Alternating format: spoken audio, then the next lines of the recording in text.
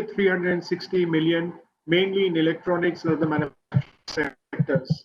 Electric vehicles and components, and we're delighted to have with us Mr. Vinny Mehta, my colleague from ACMA, and this sector stands amongst the important avenues of potential collaboration between India and Taiwan to make India as an EV manufacturing hub and boost EV industry.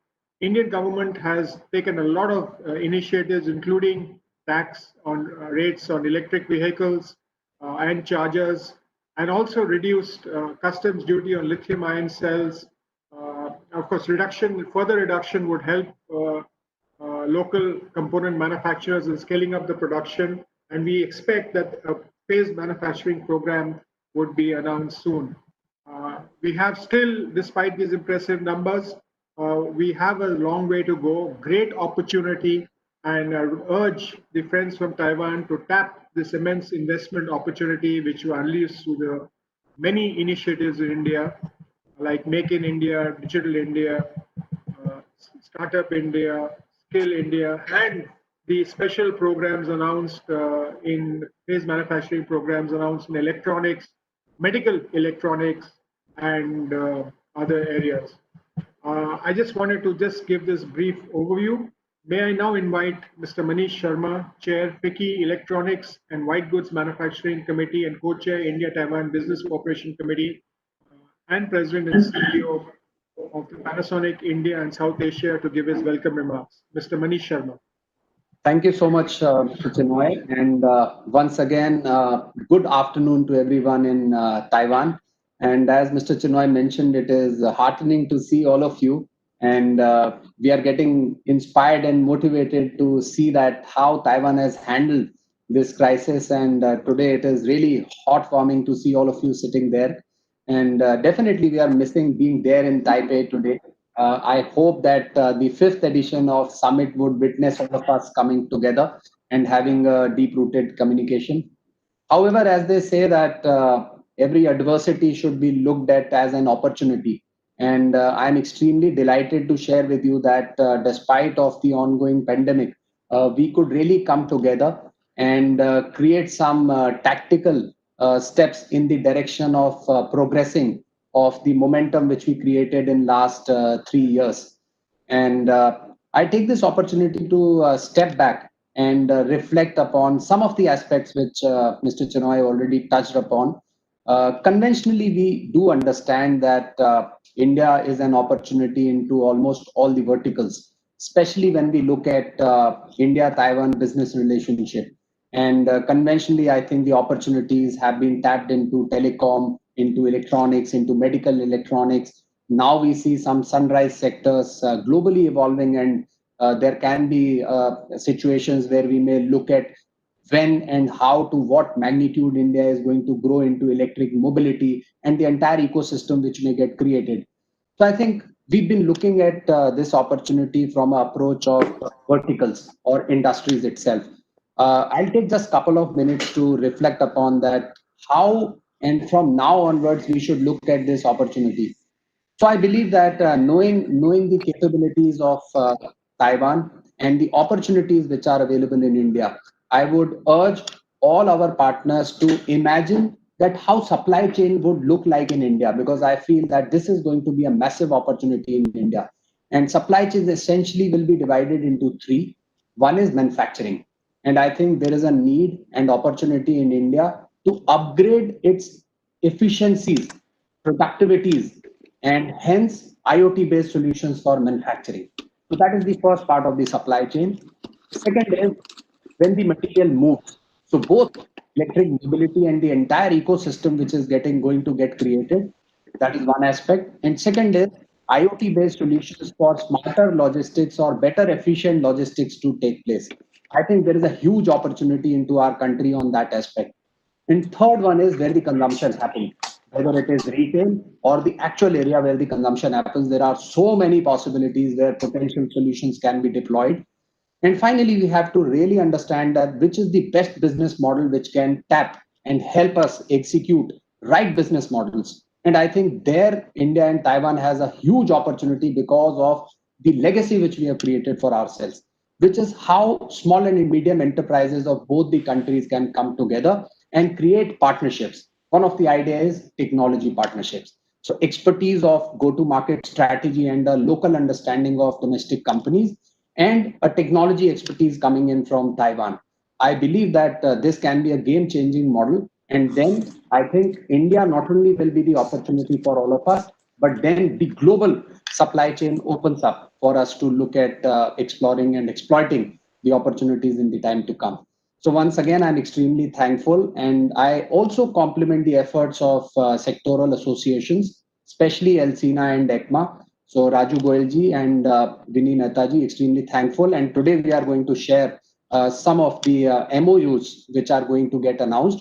So once again, a very warm welcome to all of you on this summit. Thank you very much. Thank you so much, Mr. Manish Sharma, for your address and also for recognizing both Vinny and Raju Goel. May I now invite Mr. Liang Su, Vice Chairman, India Affairs Committee, Chinese National Federation of Industries, CNFI, to give his remarks.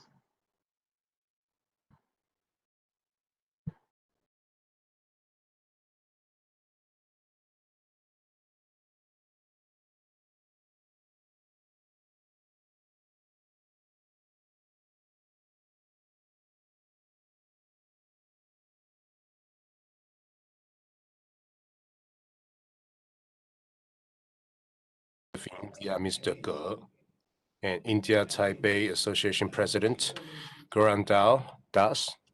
Good morning, good afternoon. On behalf of CNFI, I would like to welcome our industry leaders from Taiwan and India to participate in Taiwan-India Industrial Collaboration Summit. Also, I would like to thank Ministry of Economic Affairs and India-Taipei Association, as well as FICCI, for your help, allowing us to discuss the future strategy of our partnership here. Affected by the outbreak of COVID-19, I believe it's hampered the logistics, global logistics, and the supply chain and demand chain has both been severed. However, the pandemic cannot stop us from bilateral discussion of our collaboration.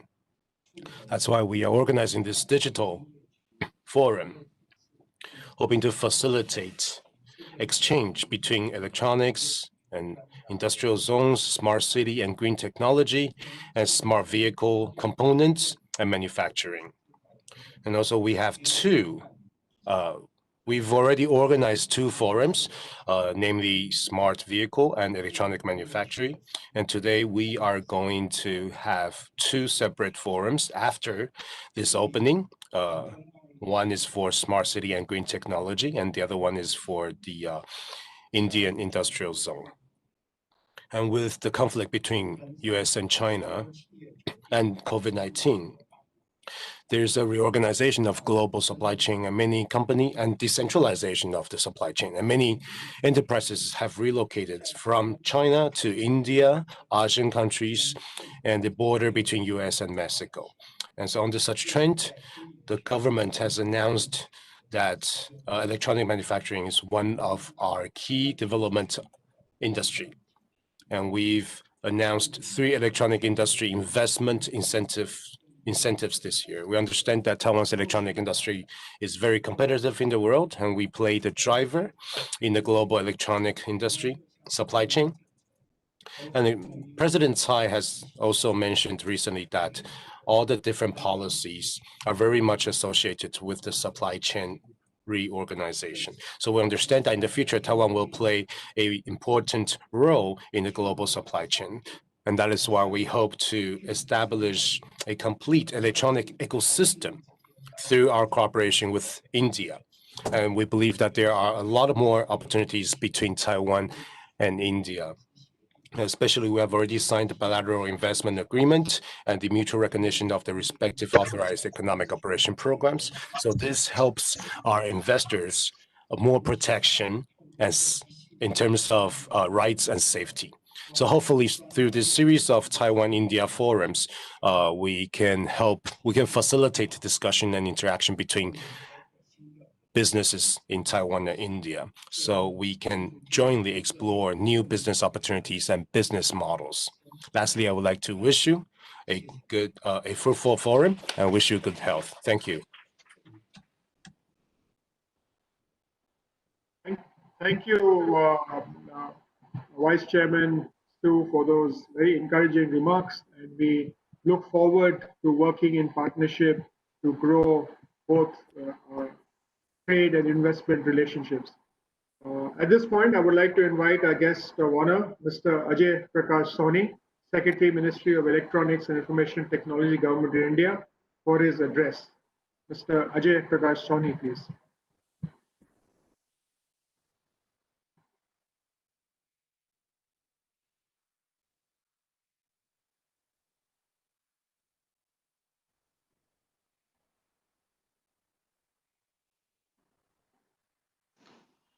Good afternoon to all of my friends in Taiwan, and a good morning to everyone who is joining in from India. It gives me tremendous pleasure to address the delegates at this 2020 India-Taiwan Collaboration Summit, which has been co-organized by FICCI and Taiwan CNFI. Economic cooperation in the areas of trade, investment, and industry between India and Taiwan has been very close-knit in recent years, has been very successful in recent years.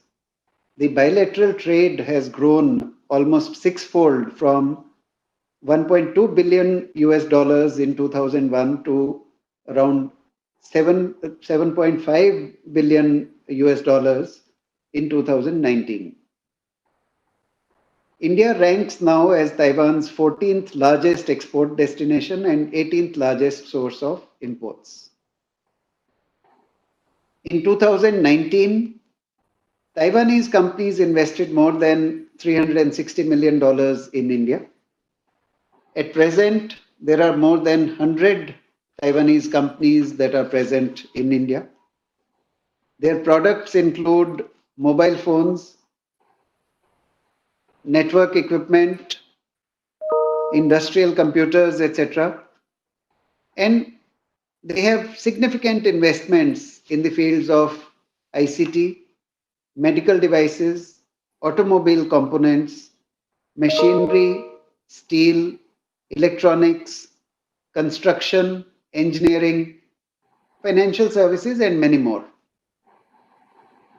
The major electronics giants from Taiwan, including Foxconn, Wistron, Compal, Asus Tech, MediaTek, and Acer, are all present in India today. India and Taiwan, in spite of all these gains, have not even scratched the surface of the vast potential that our two countries hold together. India has achieved a modest success in the past 5 years, which has taken us from manufacturing of the order of $29 billion annually to more than $70 billion annually.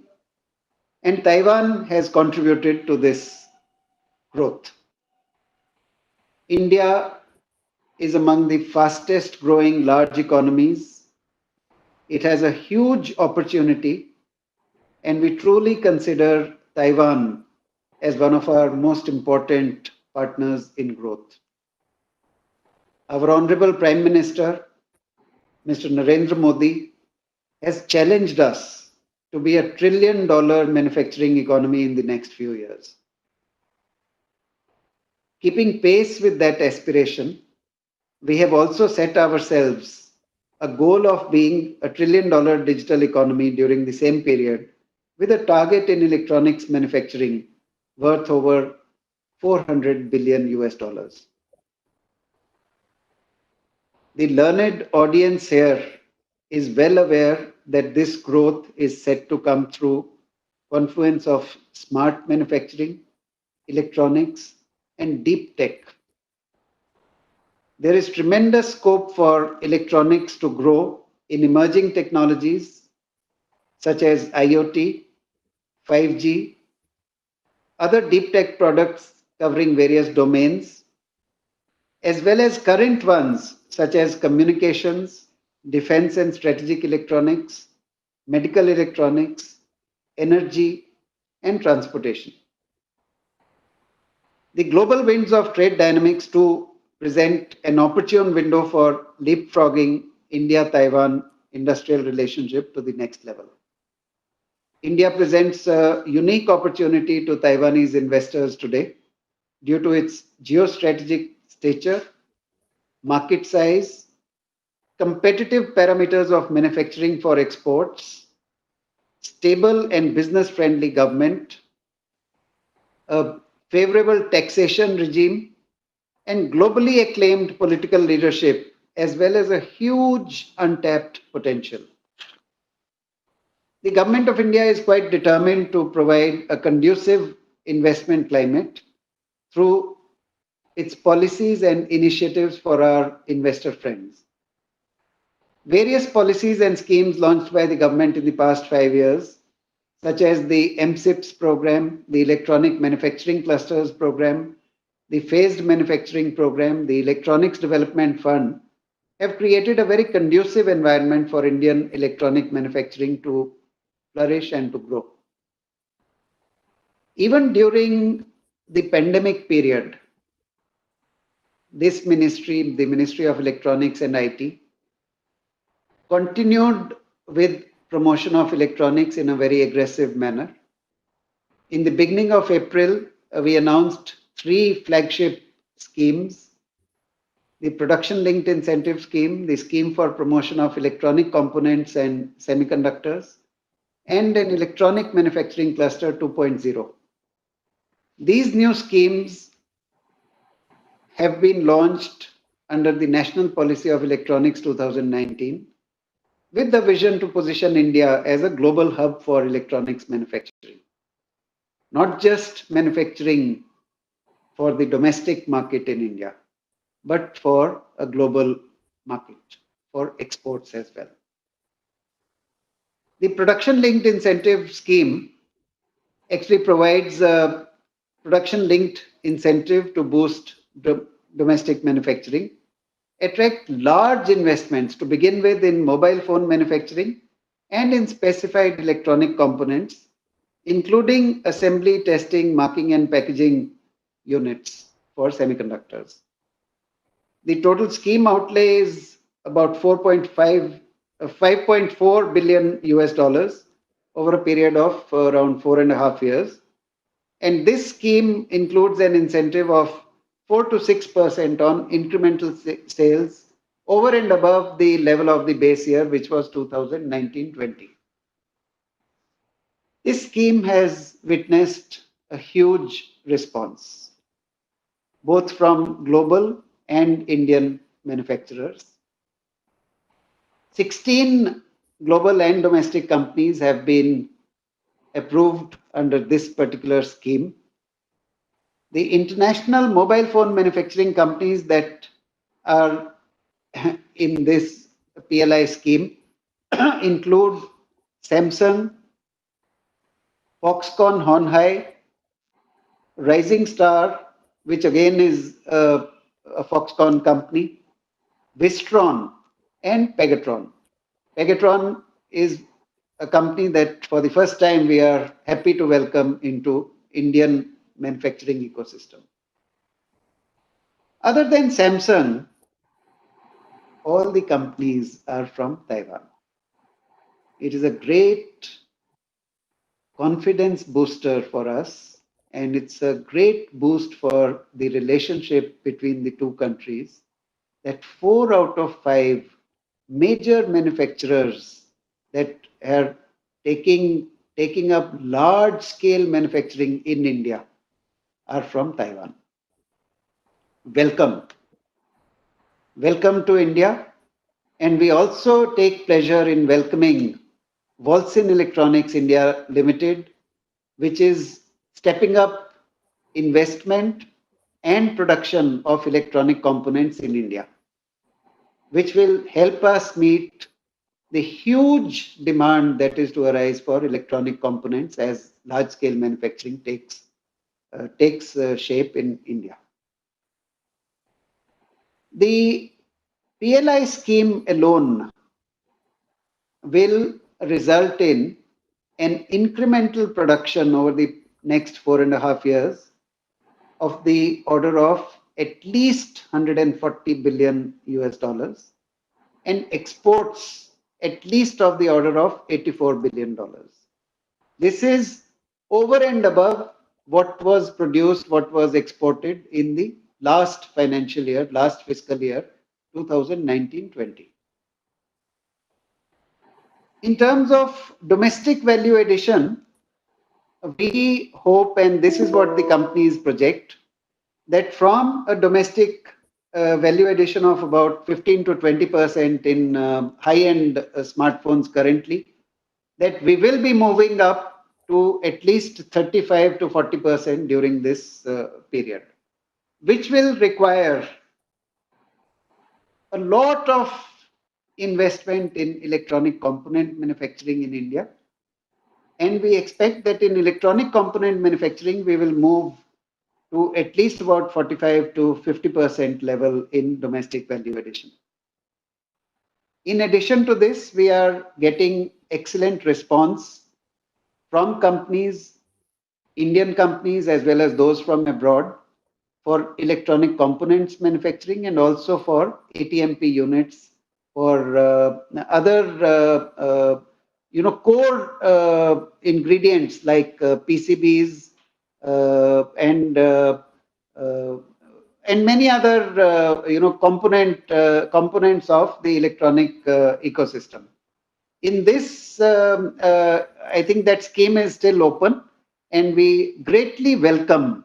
We extend a very warm welcome, a red carpet, to companies from Taiwan, which are known for high quality electronic components and also for semiconductors. The MSIP, the Modified Electronic Manufacturing Cluster Scheme, which is the Electronic Manufacturing Cluster 2.0, which has been unveiled, is an improvement over the earlier scheme. This time, we are encouraging major companies to come into India, to set up manufacturing in India, and to bring along with them their supply chain partners. We are very happy to help you create campuses where not only the anchor unit is located or anchor units are located, your supply chain partners can also get co-located so that we create a very healthy and a complete ecosystem for electronics manufacturing in India, so that dependence on distant and extended supply chains can be minimized. I think we are at the cusp of very exciting times in the India-Taiwan partnership. Taiwan can play a proactive role in helping us stitch together a number of components of the Digital India program, especially in electronic manufacturing. It's a time not just to invest in existing lines of products, but also to take up design and manufacturing of new devices, new products, completely new verticals in electronics, taking advantage of the huge digitization that is going on in the Indian economy, whether it is in healthcare or in education or in agriculture and primary sector or in logistics or in transportation or in energy or in environmental aspects. Almost in every area, we are witnessing very rapid induction of digital technologies, the existing technologies as well as emerging technologies. India is a wonderful location to take up your design as well as manufacturing. And this time, we hope that Taiwanese friends will also come in with more ATMP units, with more core component units like PCBs. And also, there is a huge room in India and a huge requirement in India of a silicon wafer foundry. And we would love to see interest from our Taiwanese friends in that direction. This is the time to invest in India. Once again, from my side, a very warm welcome. And thank you for giving me this opportunity to reach out to all the friends from Taiwan. We hope you come into India and have a flourishing and very successful engagement as you bring investment and manufacturing into India. Thank you. Thank you very much, Mr. Ajay Soni, for that excellent, not only recapping the current programs, but the investments made by the companies from Taiwan and the great opportunities, not only in electronics and other sectors going forward. Thank you very much for your presence and participation. It is now time for a very special address. May I now invite Mr. Chen Shen, Deputy Minister, Minister of Economic Affairs of Taiwan, for his special address. Honorable Mr. Sharman, Chairman of FICCI, Secretary Sony, and then Ambassador Ge, Taipei Economic and Cultural Center in India. And now let me switch to Mandarin. 工业总会数量副召集人，印度台。I'm Deputy Chairman Su and Women President Gaurang Lao Das. Good afternoon. I would like to thank the CNFI and FICCI for cooperating in this organization of the Taiwan-India Industrial Collaboration Summit. So with the COVID-19 has heavily affected the global economy and led to supply chain shortage. So it also has profound impacts on many industry sectors. So the conflict between US and China will affect the entire world. And after she took office in 2016, President Tsai has launched a new southbound policy. And I think one of the highlights is our diplomatic relationship with India. So based on our stats, our investment we have invested in over 108 projects in India, exceeding 800 million US dollars. So over the past 6 years, we have exceeded this sum of past 2 decades. So we've experienced significant growth in terms of trade. From 2018, 2018 experienced 40% growth compared to 2017. So India is one of the largest economies in the world, and Taiwan is one of the most competitive country in terms of electronics. So our cooperation will definitely achieve great results. So under this framework, the Industrial Collaboration Summit, we aim to facilitate long-term and mutually beneficiary exchange. So our Deputy Minister has mentioned that one of their strategic industry is the electronic industry, and they welcome investment from Taiwan. I think through this platform, we've facilitated the signing of the cooperation between Smile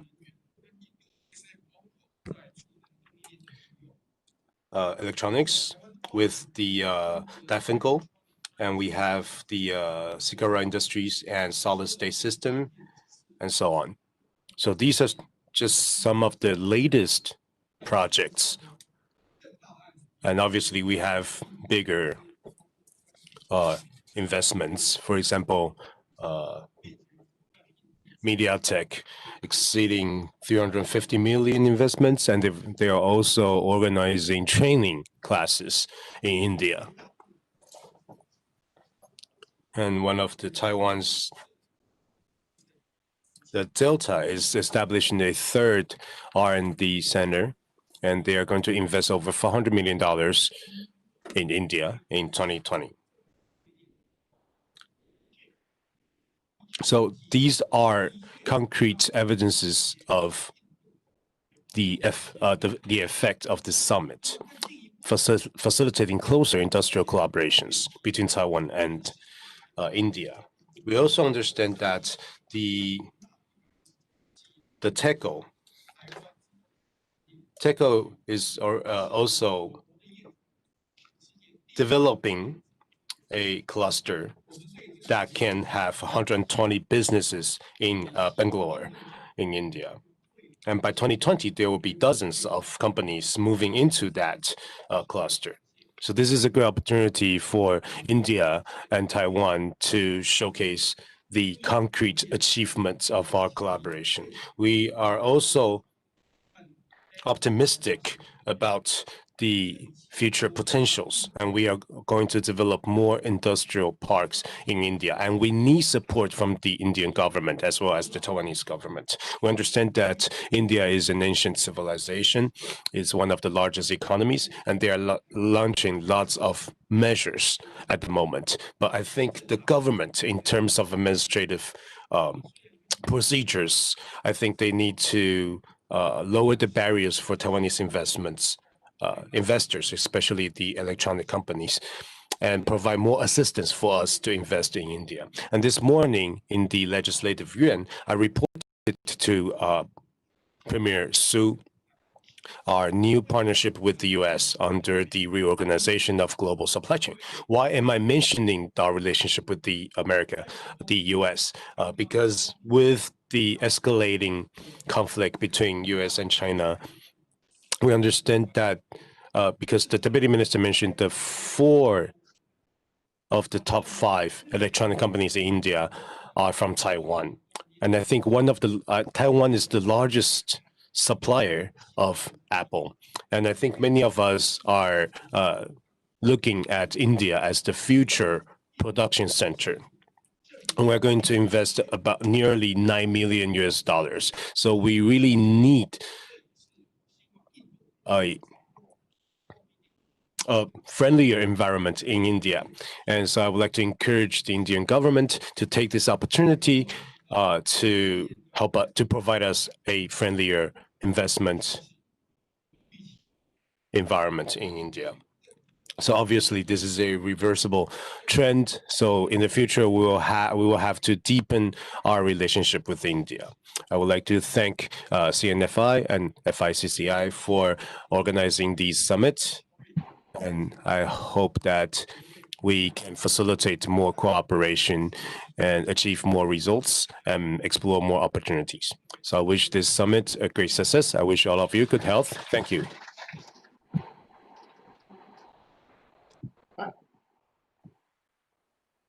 Thank you, Deputy Minister, Ministry of Economic Affairs of Taiwan, for sharing your vision with us.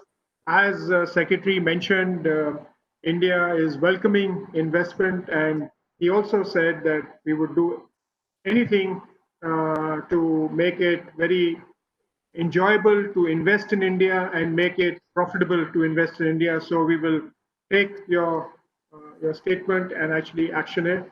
At this point of time, I would like to invite Mr. Goranlal Das, the Director General, India-Taiwan Association, for his address. Mr. Das. Thank you. Deputy Minister Chen, my Taiwan counterpart, Ambassador Gar, Secretary Swani, FICCI Secretary General, Mr. Chenoy, Mr. Manish Sharma, Mr. Liang Su, representatives of the participants from India who have joined us virtually, friends, ladies and gentlemen. I'm delighted to join you at the 4th edition of the India-Taiwan Industrial Collaboration Summit. This summit, spearheaded by 2 leading business associations on the 2 sides, has been ahead of the curve on many occasions and has supported businesses from both sides to forge meaningful cooperation with each other. Some of the results are for all of us to see today, as has been mentioned by my previous speakers. I'm happy to note that despite the challenges of this pandemic, the FICCI, that is the Federation of Indian Chambers of Commerce and Industry, and the CNFI, which is the Chinese National Federation of Industries, have kept up the good tradition of meeting over this platform. I extend my congratulations to them and compliment them for their unceasing effort. Of course, this would not have been possible without continuous support extended by India's Department of Industrial Promotion and Internal Trade and the Ministry of Economic Affairs of Taiwan. My sincere thanks to all of them. India-Taiwan relations have never been better, building on a very vibrant people-to-people and business-to-business connect at all levels. Economic cooperation in the areas of trade, investment, and industry have all seen a very steady growth. More and more Taiwan companies have set up business operations in India with significant investments in the field of information and communication technology, automobile components, machinery, steel, electronics, and construction, etc. Taiwan's industry pioneers, from the ESDM sector to the SMEs, are all now beginning to call India their new home today.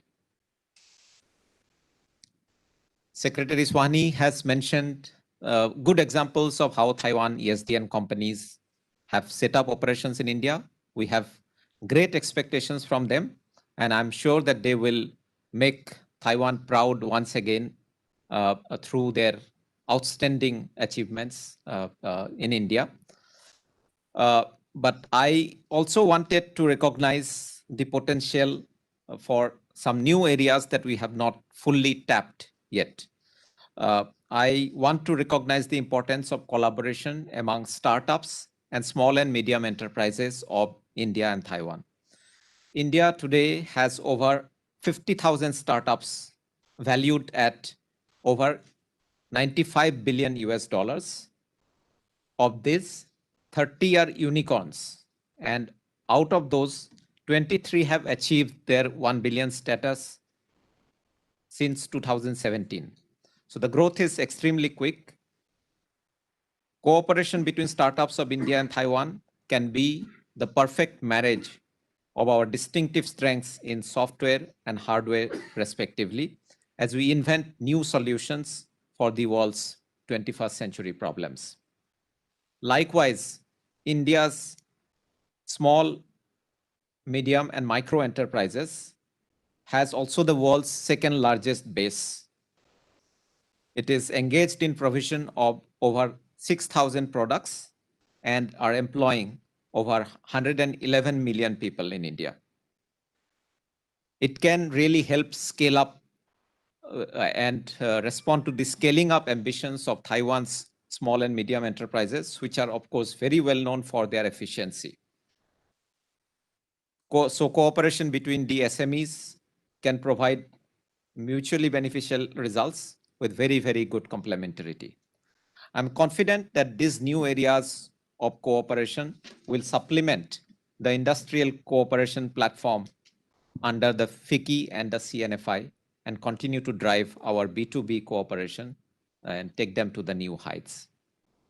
Of course, we would be remiss not to recognize that India and Taiwan have not yet even scratched the surface of vast potential that they hold for each other.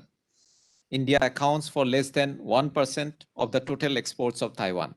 And similar is also the share of Taiwan in India's total exports. Investment from Taiwan to India in 2019 was still a very small blip in India's total FDI of over $50 billion that year. But I think as we speak, we are witnessing the transformation happening right now. We have had very good examples this year, and I'm hopeful that this trend is only going to continue. Deputy Minister Chen listed out certain expectations from India, and we take very good note of those. We are understanding the specific requirements of Taiwan businesses in India, and we are working our own plan of action to see how best we can facilitate their operation in India. So we are very, very eager to respond to your requirement, and to I'm sure that in the coming months we are going to see even more significant steps being taken to attract Taiwan's investment into India. So aided by the leadership's reform-minded policy focus, India has today displayed all the willingness and all the potential to be the next big manufacturing destination. And we have demonstrated this to the world. This could be a very momentous opportunity, a very big occasion for India-Taiwan partnership. We welcome our friends from Taiwan industry to come to India, explore Indian market, invest in India, and avail of this very sunrise opportunity. Thank you. Thanks.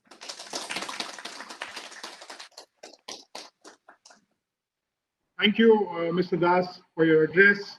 A pleasure in inviting Mr. Bhaushan Gair, representative, Taipei Economic and Cultural Center in India, for his address. His Excellency, Mr. Gair.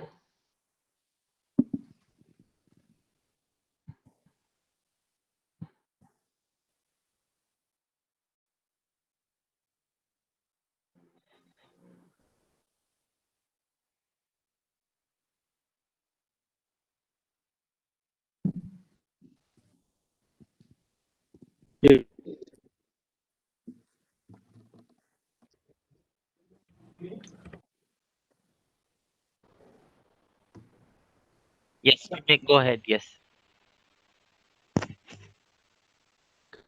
Go ahead.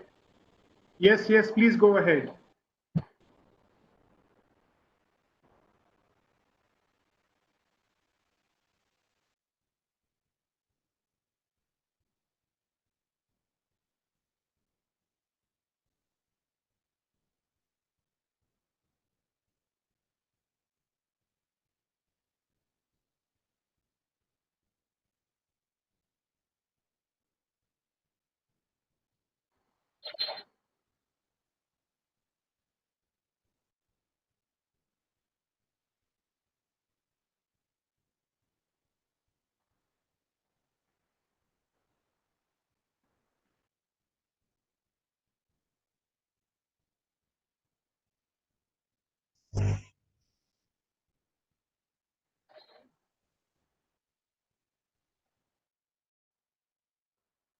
Okay.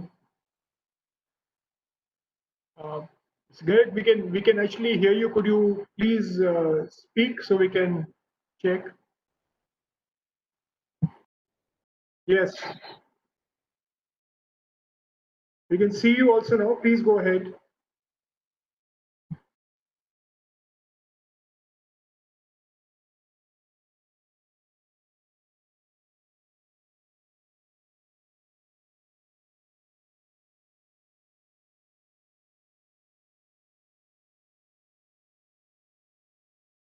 Competitive advantage. As members of the WTO, we adhere to international norms and understandings to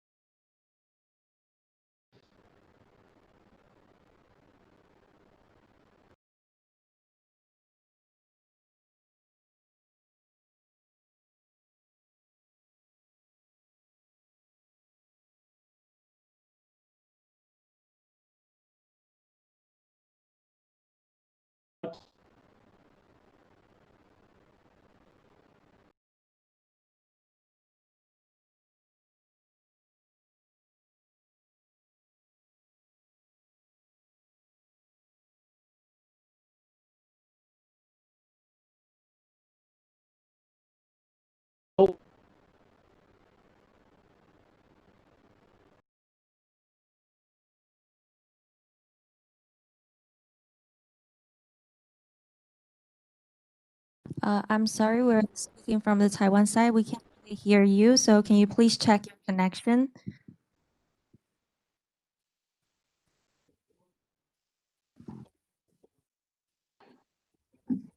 London, can you just go on the phone, please?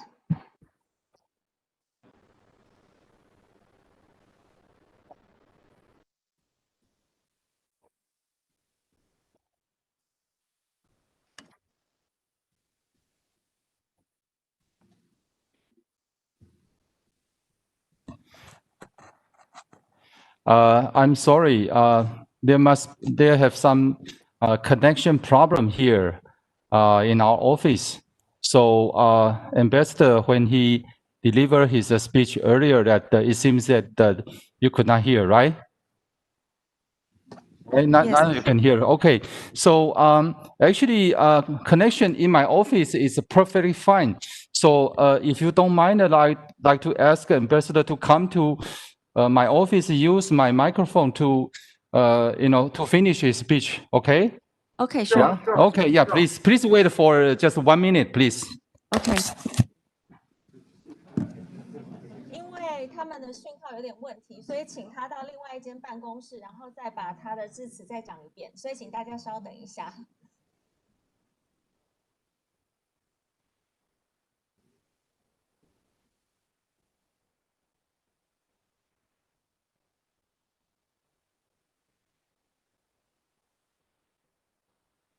用我的耳机就好，你现在讲效果就好。你现在直接讲，听得到，对，你直接讲。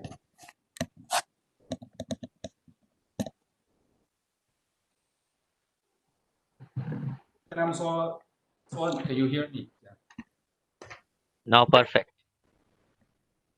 Hello. Yes. Could people hear me here? Yes, yes, we can hear you fine. Thank you. Okay, lovely. I just want to. 可以哈。Okay, thank you.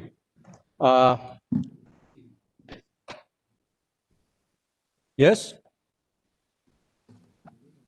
Sorry for the interruption because I just came to my office, so is something wrong with my connection in my office.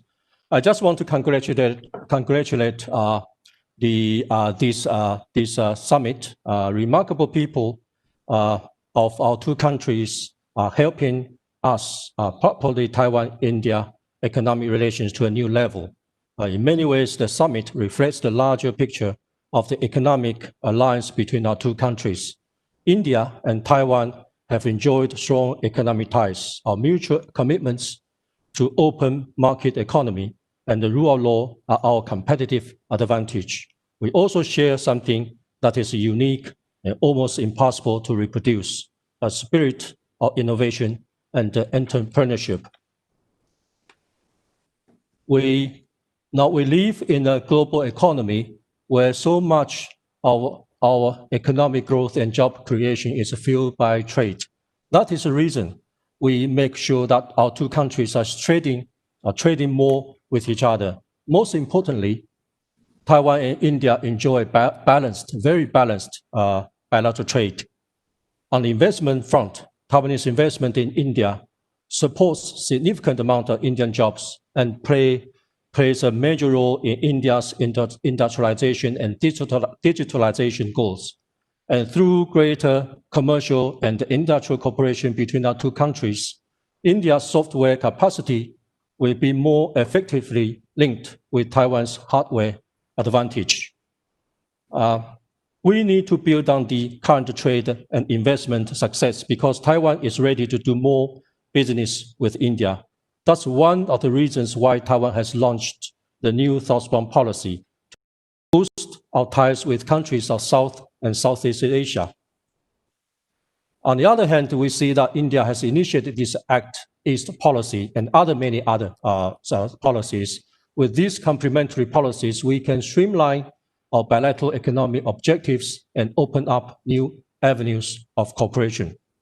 Our two countries have enjoyed a long history of friendship and cooperation. We share much in common: our democracy, our values, our progress, and most importantly, our opportunities and our possibilities, as well as our commitment to peace and prosperity in the region.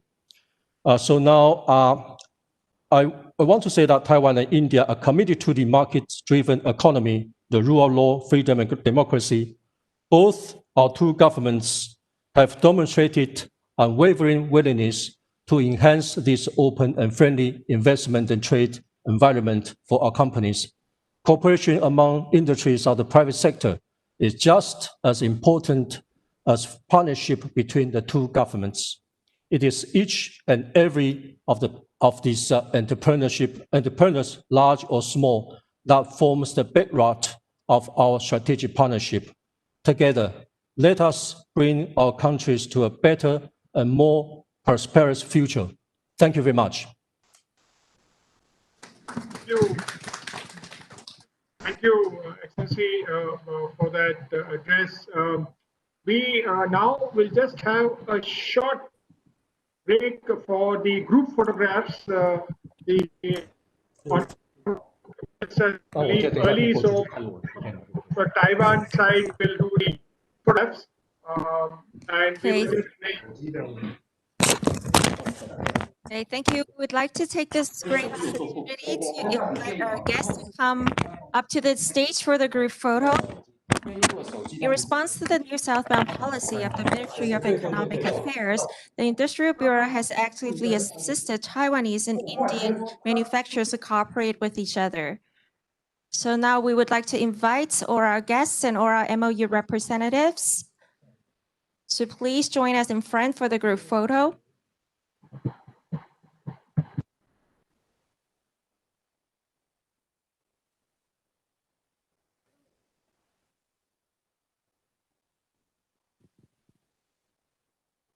Okay, please look at the camera in the center together and remember to smile.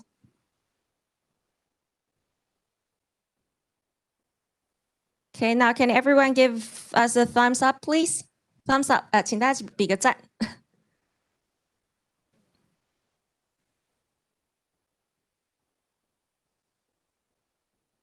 All right. Okay, thank you very much.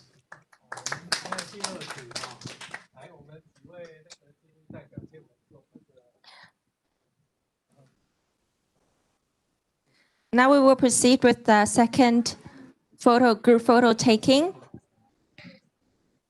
with our guest of honor and the execution team.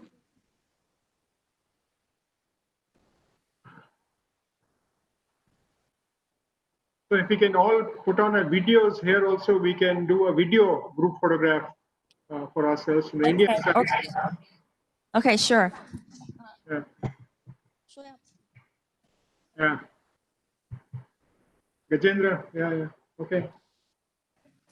We can have the others, Dhiraj, NPC, Ramesh. You can put on your photos, it'll be good.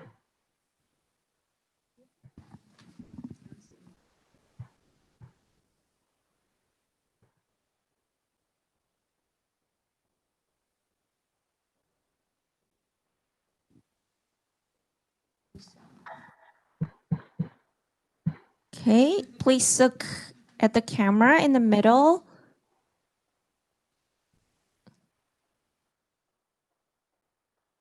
Okay, thumbs up. 大家比个赞。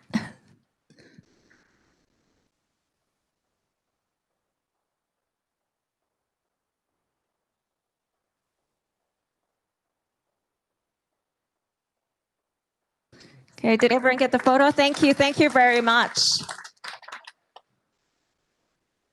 Okay, so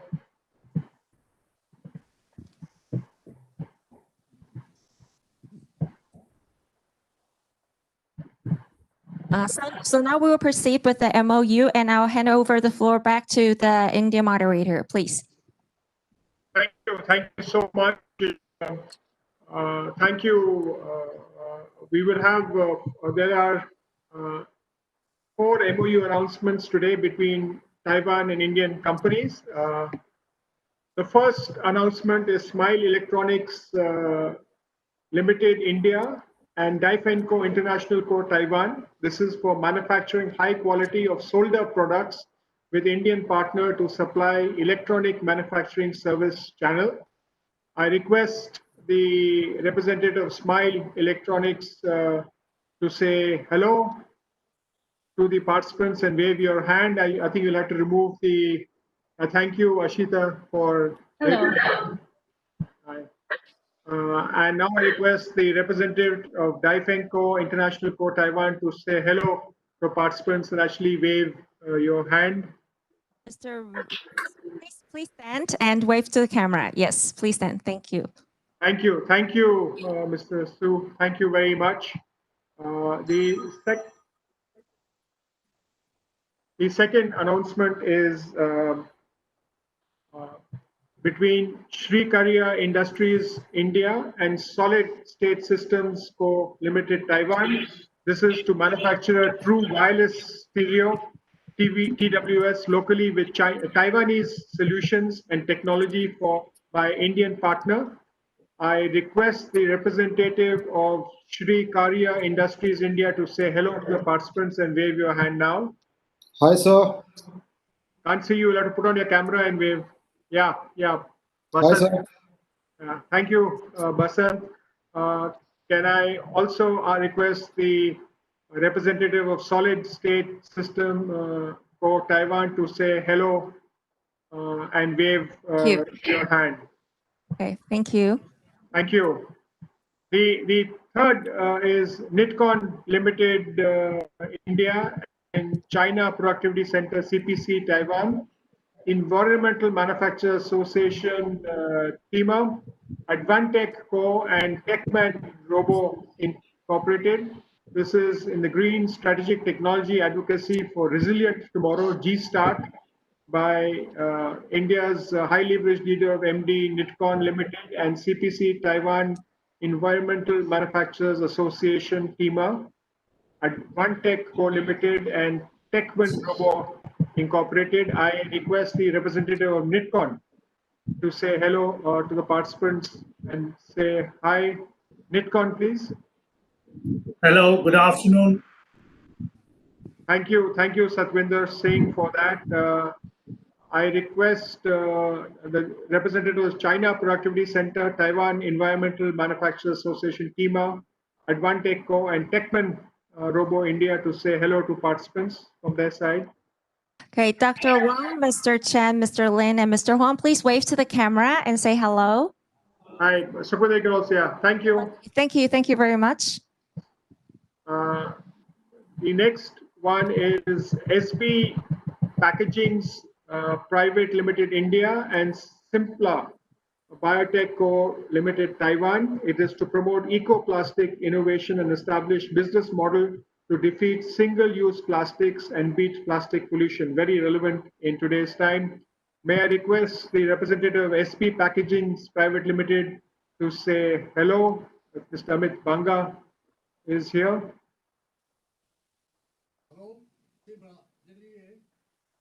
And okay, may I request the representative of Simpla Biotech Co-op Taiwan to say hello to the participants. Okay, Mr. Ye, can you wave again? Wave to the camera and say hello again. Yeah, please. Thank you. Thank you. Thank you very much. Thank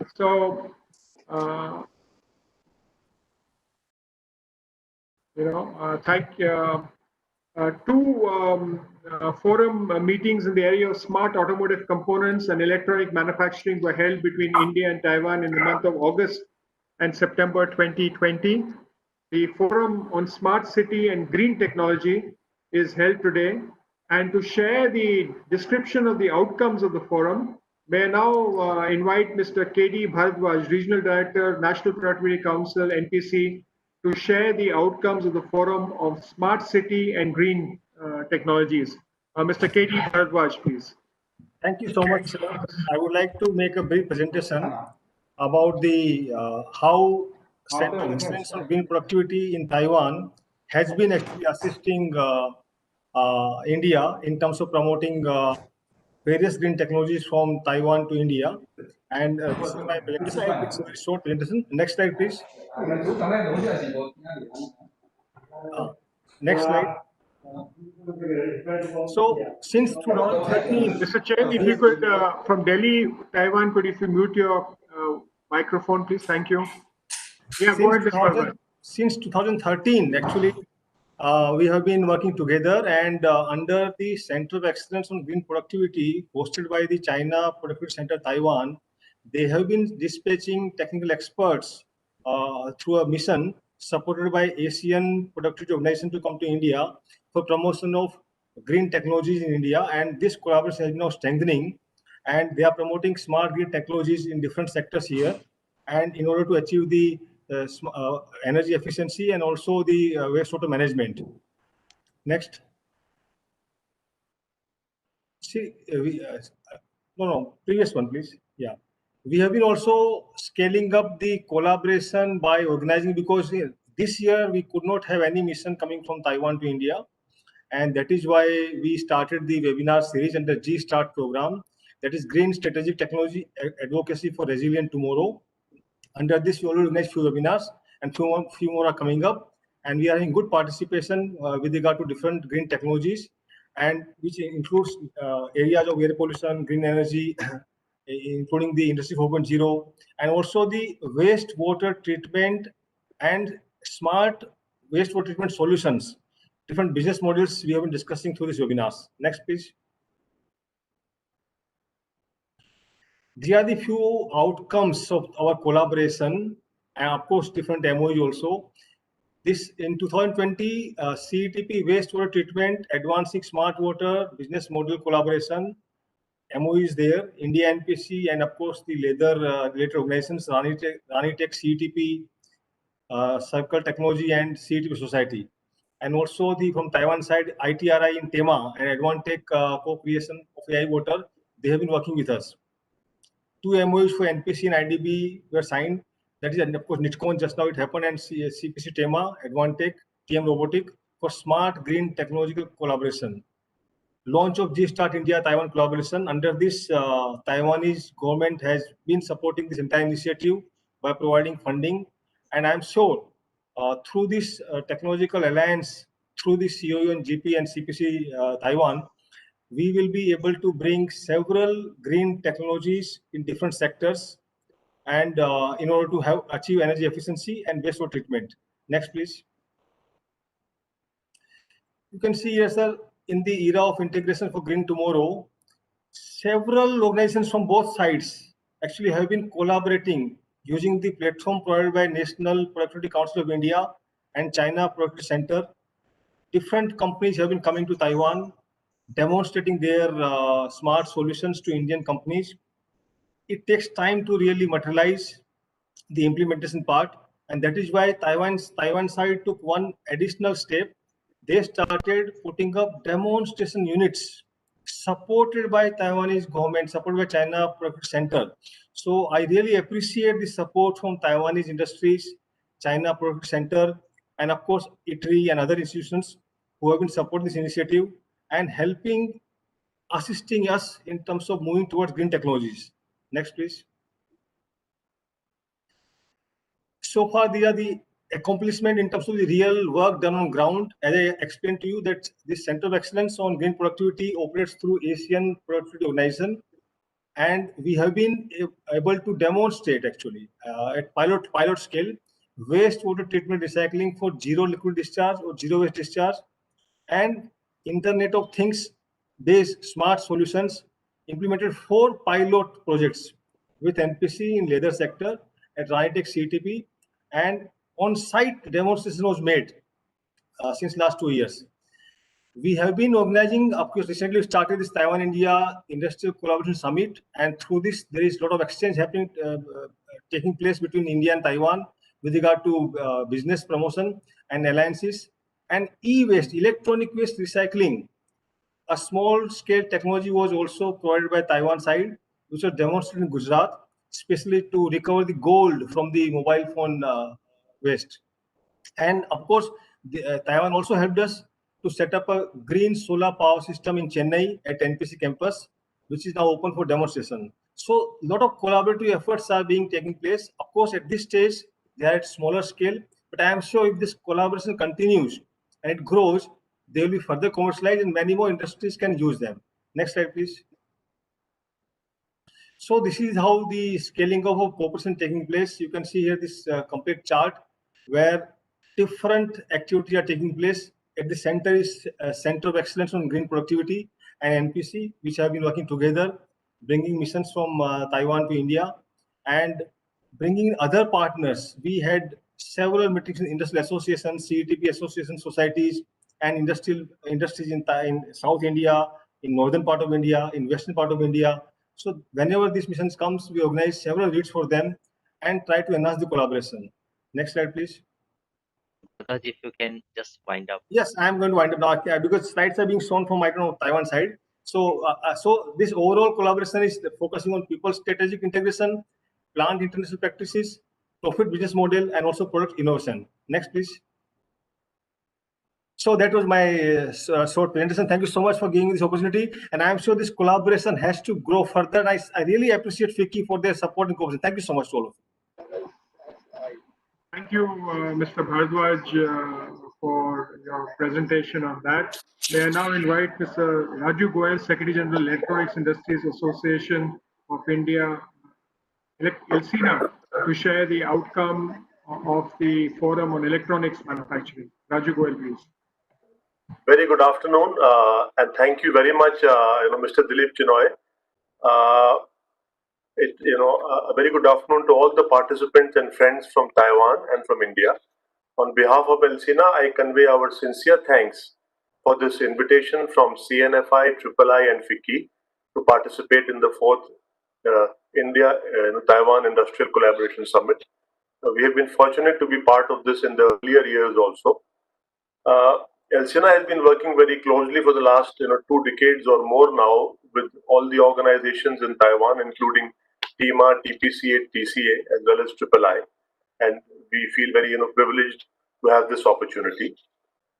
Regarding the forum that we are discussing here and about which I am supposed to give a brief feedback, basically this what we did was that we created a ELSINA III B2B initiative in this forum, which facilitates knowledge and information sharing and clarifying of policy issues, etc., as well as support between the potential partners from India and from Taiwan. We have planned a hand-holding process in this in this whole initiative, and our main objective is business development and to have more JVs and collaborations between Indian and Taiwanese companies. ELSINA has been doing this since long now. I must say that we have had some success, and some very prominent JVs have happened, especially between the Sahasra Group and MITEC, as well as Sahasra Semiconductors and the Phison Group now, and we are very proud of that. We are also looking for a lot of the MSMEs now to participate more in this forum. So basically, what we did was that we organized a group of 10 Indian companies. I would like to show their names over here. If we can go to the next slides, please. Just as a quick thing. This was part of the program that was held, and Mr. Marwa spoke on behalf of the Indian side in this forum. Next slide, please. This is the list of the companies which participated in the forum, and these are some of the very prominent companies which are basically from the components in the semiconductor field and also from EMS. So I think this includes the large and small companies, and it's a very interesting group. And we had 21 companies participating from Taiwan, which are listed in the next slide, please.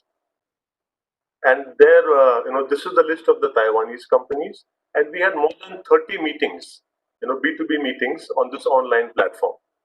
I feel that there is a lot of opportunity here, and sky is the limit for India and for Taiwan. And as we heard our secretary also say that in PLI, I think 4 out of 5 companies are from Taiwan. So I think this is something which is a very positive sign, and India and Taiwan must look forward to closer and stronger partnership. Our aim is to bring in at least 40 to 50 Indian companies on this platform before the end of next year, so that and have at least 3 to 4 more such online, and maybe very soon have physical interactions and have more JVs and partnerships. As a last point, I would like to say that our focus is more on the components and the semiconductors, as well as the IC packaging, etc., which are the areas of very rapid growth. I would also like to congratulate the 4 companies and the 4 JVs which have been signed today, or the 4 MOUs which have been signed, and I wish them all the best. Thank you again for the opportunity and best wishes to everyone. Thank you. Thank you, Raju Goyal, for that presentation. A great pleasure inviting Mr. Vinny Mehta, Director General, Automotive Component Manufacturers Association of India, ACMA, to share the outcome of the Forum on Smart Automotive Components. Mr. Vinny Mehta. Namaskar, Jiawu Hao to all my friends from Taiwan, and thank you, Dilip, and thank you, my friend Stanley Wong from Taiwan, for inviting me to this forum. Dignitaries earlier on mentioned about the very huge opportunity that exists between India and Taiwan to collaborate.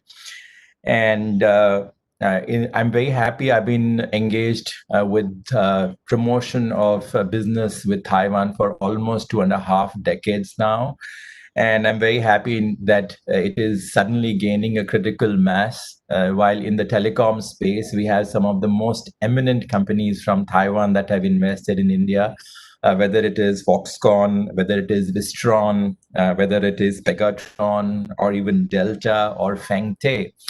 Now, the coming of these very powerful Taiwanese companies is now motivating the smaller companies to come into India. And from an automotive industry perspective, the opportunity again is very, very huge. On one hand, there is a huge electronic content in the conventional automotive, almost 35 to 40% is electronic. And that apart, the government of India is ushering in electric mobility rather rapidly. According to one estimate of the McKinsey, by 2030, we will have something like 40% of the two-wheeler base becoming electronic. Three-wheelers, which product to India, 75% of that will be electric. Passenger vehicles will 30%, and small commercial vehicle 35%. This is for the year 2030. Now, this is again motivating a lot of the electronics or auto electronics companies, or the car electronics companies, as you say, in Taiwan, coming to India. We already have joint ventures now. Companies such as Westron has tied up with our company called Sandhar.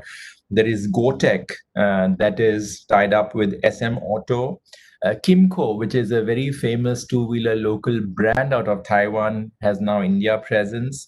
There are others such as Santec and Maxis Tires that are in India today. So in the backdrop of this, we together with III organized a virtual exhibition. We've scaled from B2B meetings to exhibitions.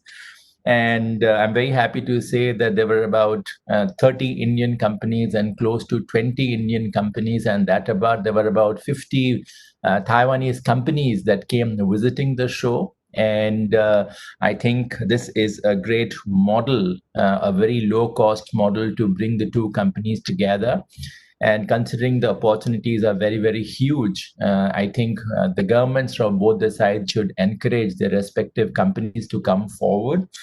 And lastly, as in the electronic space, the Ministry of Heavy Industries is on the annual, there is a project on production-linked incentive scheme for automotive and auto electronics manufacturing.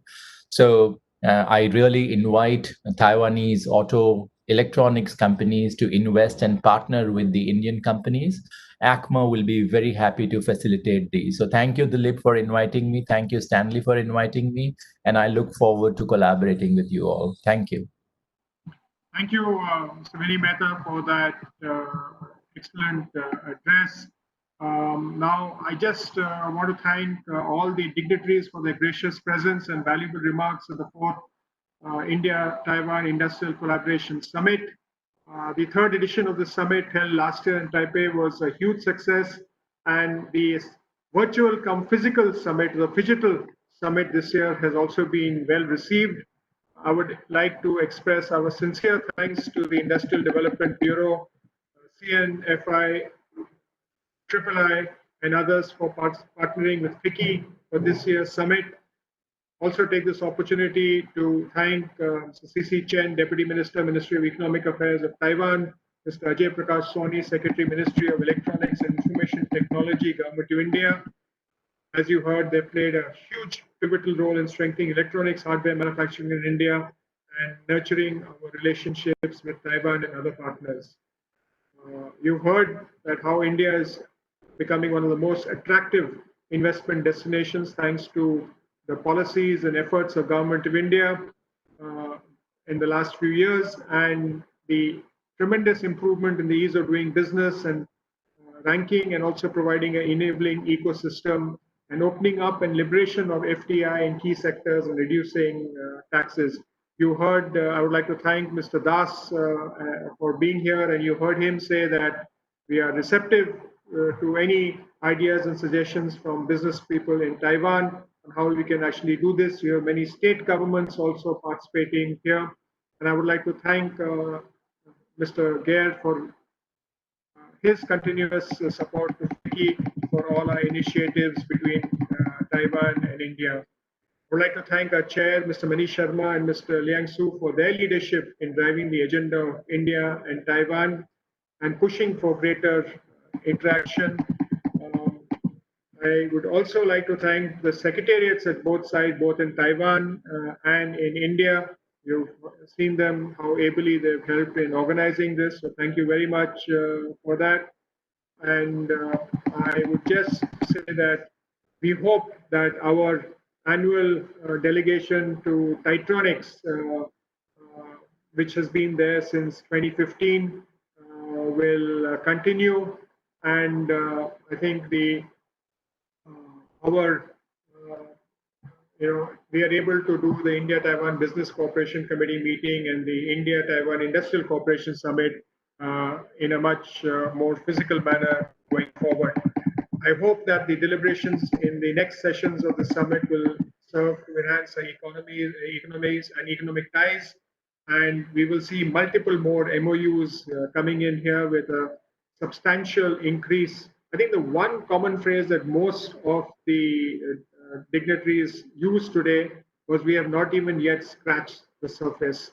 So let's progress, and I think I would request all the Taiwanese companies to remain for the special session, investment attractiveness of Indian states. Our state governments will be unveiling the immense opportunities that Indian states can offer to Taiwanese companies. Thank you. With that, end this session, and over to Gajendra and his team who so ably led the India end of this to take forward for the next session. Thank you very much. Keep well and keep safe. And we hope that we can replicate the Taiwan model in India, where we will be doing physical meetings without masks and social distancing. Thank you. Thank you very much. Thanks, SG. Thanks for coordinating the inaugural session. Now, may I invite, I think I would request all the Taiwanese companies to stay back for this important state session. I would like to invite Mr. Arun Chawla, Deputy Secretary General FICCI, who also looks after the overall states initiative at FICCI. So over to you, Mr. Arun Chawla.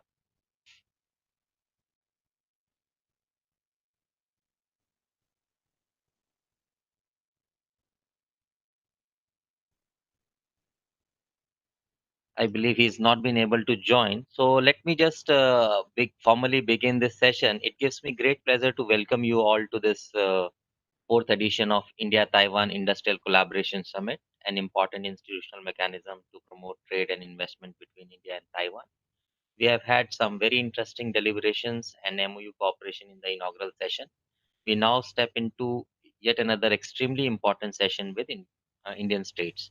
Ladies and gentlemen, one of the most interesting angle to the Indian economic diplomacy have been the role of Indian states, who have actively who are actively supplementing the overall vision of Make in India and Make for the World. State leaders are also engaging with global businesses to invest in the state, promising better return on investment, highly skilled labor, and improved business environment.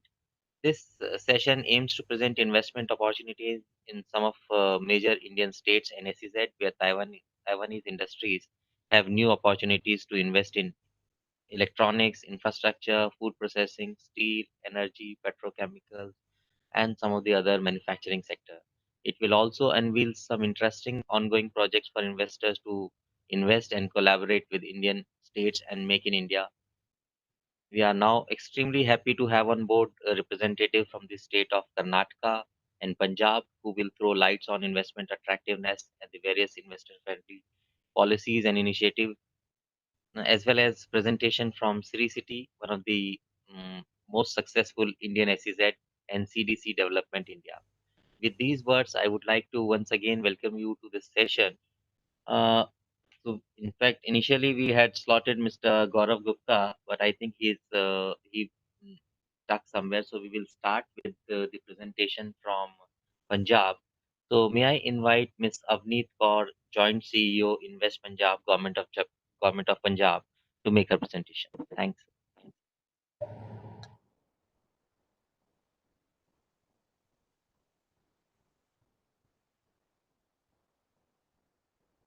Over to you, ma'am. Ni hao. A very good afternoon to all the participants of India-Taiwan Industrial Collaboration Summit. Today, on the behalf of State of Punjab, I'll be presenting about the opportunities available for the investors in the state of Punjab. Punjab is a very strategically located state in the country. Although it's a landlocked state, but it has access to Central Asian and European markets. It's very close to the national capital, New Delhi, and there is just a distance of 250 kilometers from NCR region, which is a 1 hour duration flight and 4 hour distance by road. It caters to 25% of consumer base of India. Punjab is a very small state with just 1.5% of land area of the country, but it contributes 3% to India's GDP. We house world's biggest tractor manufacturing company in the state, and we are biggest cycle and bicycle component manufacturing state. And we are also biggest hosiery and woolen manufacturing state, and also Punjab is known as food bowl of the country. We are biggest contributor to the central pool of food grains. Punjab has been a preferred investment destination for MNCs for long. So Nestle started its India operations in the state of Punjab in 1961, followed by Isuzu in 1985. And Walmart opened its first store in India in Amritsar in 2009. And recently we've had investments from CN, from Spain at Sambrala, and Chunjin at Rajpura in 2020. There is a huge skilled talent pool in the state. There is presence of very reputed institutes in the state. For example, there is Electronics Test and Development Center in Mohali, Indian Institute of Nanosciences and Technology in Mohali, IIM Amritsar, Semiconductor Laboratory Mohali, ISB, IIT. Then there is National Institute of Pharma Education and Research and Indian Institute of Science Education and Research Mohali. So there are many factors which make Punjab an ideal investment destination. For example, we are a power surplus state. So we have the lowest tariffs for the power in the country, which is around 2.26 NT dollars. There are peaceful labor relationships in the state. So our investors vouch for this fact that they have had no labor unrest in the past decades. And the wages are one of the lowest in the country, around 3,852 NT dollars. And in terms of cost competitiveness, it is around 30% lower from the NCR region. So Invest Punjab is the one-stop office for all the investors. It's the unified regulator, by which we mean that all the clearances required by an investor throughout its business cycle are given in one office. All the officers from various departments sit under one roof and give all the clearances in one office only. We are also an investment promotion agency, and a dedicated relationship officer is there for every investor who handholds the investor throughout the business cycle. And all the approvals are given digitally on the portal. Punjab is the only state which is giving inter and intra-state subsidy on the GST. So there is up to 200% of reimbursement of FCI on the GST. There is employment subsidy of up to 21,727 NT dollars. And in the industrial parks above 25 acres, more than 50, up to 50% of area can be used for the other purposes like commercial and residential. So we have some focus sectors in mind for from the point of view of Taiwanese investors, like electronics, automobile, light engineering, and textile. In electronic sectors, there are opportunities available in automobile electronics, industrial electronics, mobiles and accessories, and consumer electronics. So there is a very strong research and development ecosystem in the state regarding this sector. Semiconductor lab is present in the state, which is India's only fab unit engaged in design and development of VLSIs, ASICs, FPGAs, etc. They've developed LDOs for Chandrayaan-2 and supplied ASICs for the use at CERN Geneva. They recently joined an MOU by STP and SEL for a Center of Excellence in Microelectronics. There is a presence of facilities like CDAC, CSIR, ETDC, etc. Then second sector, which is a focus sector, is the automobile sector. The opportunities available in automobile sectors are in auto components, bicycle components, EV and battery, and agricultural implements.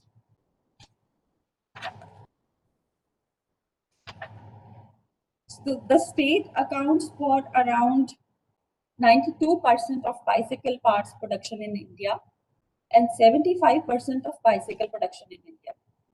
There is around 80% of export of bicycle and bicycle components from India, which is happening from the state. And it accounts for 22% share in exports of tractors from India. So some of the major auto components brands which are present in the state are Federal Mogul, Vibro Caustic, and Hella.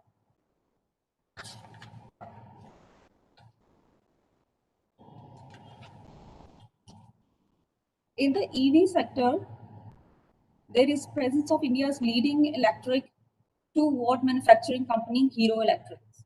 And there is a presence of players across the value chain in the sector. Another sector is light engineering. In light engineering, there are opportunities in hand tools, precision tools, machinery, and lighting. So state has many strengths in this sector as well. State is #1 in India in machine and hand tool production. There is 85% of India's sewing machine production happening in the state. There are 400 hand tools manufacturing SMEs, which are employing more than 50,000 individuals. And then there is textile sector. In textile sector, there are opportunities in technical textiles, made-ups, apparel, and sportswear. So we are among the top 10 cotton producing states in the country, and the state ranks second in cotton and blended yarn production, and third in installed spinning capacity. Punjab contributes 95% of India's woolen knitwear production and 65% to India's hosiery woolen goods. So there is presence across the textile value chain with 4 major clusters. There are exports happening to USA, China, UAE, Bangladesh, Pakistan, and UK, amongst the others. In technical textiles, we have presence of raw material manufacturers in the state. For example, Reliance is producing high quality polyester. HMEL Bathinda, it has an existing capacity of 0.44 MMTPA polypropylene, which is expanding its capacity by April 21. There are attractive incentives available in these sectors, and textile sector is one of the thrust sectors according to our business policy. During the COVID-19 lockdown, more than 100 Punjab companies, they were certified to manufacture PPE kits, and 5 were certified to manufacture N95 masks. So these were the sectors which we wanted to highlight, and many investable projects are coming up. So one of these is the electronics manufacturing cluster in Rajpura, and then there is high-tech Cycle Valley coming up in Ludhiana, and IT Park is coming up in Mohali. So Punjab government has been interacting with the Taiwanese companies and the government at various levels, at various occasions. So we welcome you all in the state of Punjab for investment, and we are here to facilitate you. Thank you so much. Thanks, Ms. Kaur. Thanks for highlighting the sectors of cooperation. In fact, the first thing or the two, three things which comes to your mind when you visit Taiwan are the bikes, which are there in plenty, and the sports, especially. And Punjab is also famous for sports, and of course, you highlighted about electric vehicle and electronics and IT policies. Thanks, Ms. Kaur, for giving these opportunities and some of the investable projects. May I now invite Mr. Subramaniam, President Sri City, which is one of the most successful private SEZ in India. Over to you, Mr. Subramaniam. Good afternoon. This is load idea. Presentation. Presentation. Yeah.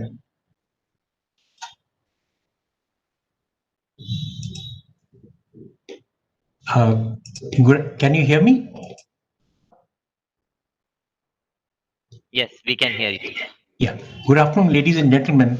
We are very grateful to FICCI for giving us this opportunity to present Sri City, which is the South India's largest multi-product industrial park.